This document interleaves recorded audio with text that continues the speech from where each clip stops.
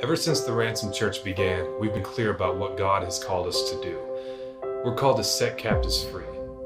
This has taken place in a lot of different ways and in many different contexts, but the mission has always remained the same.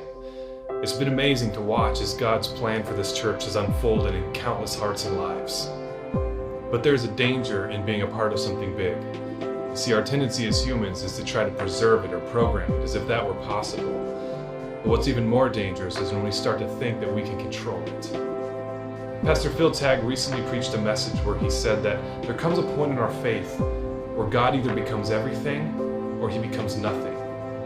Now, Christians through the ages have recognized that same truth. It seems as though there is this point that God takes us to where we have to decide whether or not we prefer to keep the ground under our feet or if we're going to step off that ledge, keeping our eyes fixed on the God who will catch us. Lately, we've started to wonder if we're at that point as a church. What would it look like for God to become our everything?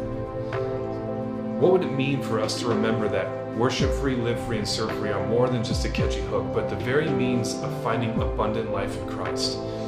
How would we change our community and our world if setting captives free was more than just a core value, but this irreducible calling that pervaded every fiber of our being and informed every inch of our identity as a church?